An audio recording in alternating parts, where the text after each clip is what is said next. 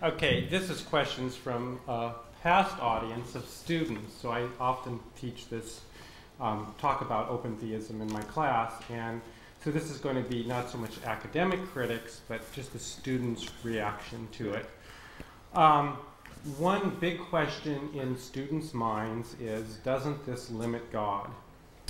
And this takes a variety of forms. And one of my first responses that I give, how an open theist would respond is that to say that the future cannot be open, that also limits God.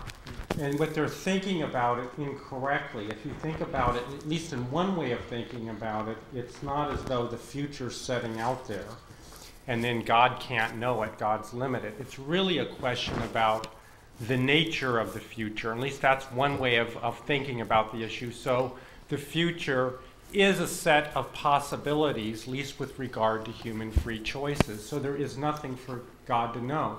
God doesn't know the size shoe Santa Claus wears. That doesn't take away from God's knowledge because there is no size shoe.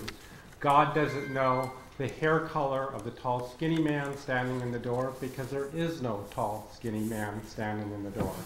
So it's really, if God decided to create a future, a world in which it was open, to say, and it would follow then God wouldn't know what we would do, and to say otherwise limits God, that God cannot do that. So you can kind of reverse the tables. There's also a couple other sorts of things that come up with this limiting God.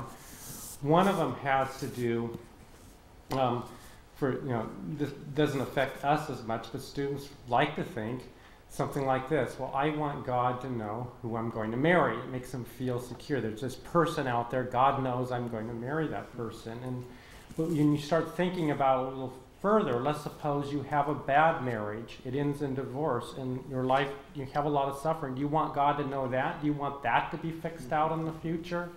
So it's nice to think of the positive, but they forget to think about the negative aspect. And then this all gets into God's providence, and I think here's where you get some of the intuitive motivations for and against open theism, and two different ways of thinking about God's providence. I like musical analogies.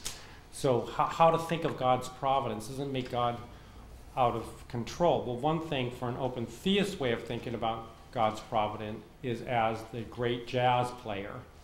So God is in dynamic reaction with human beings and composing this beautiful musical composition. But we're playing a part in it. We're, from the more classical view, God is more like either under Molinism or theological determinism. God is the great symphony orchestra composer and conductor. And so basically writes the script in some way and determines where everybody's going to set and selects how they're going to play. So it's all, and so it's really two very, and that's the theological work it does for people. That's why it makes a difference. There's two very different images of God on the table here.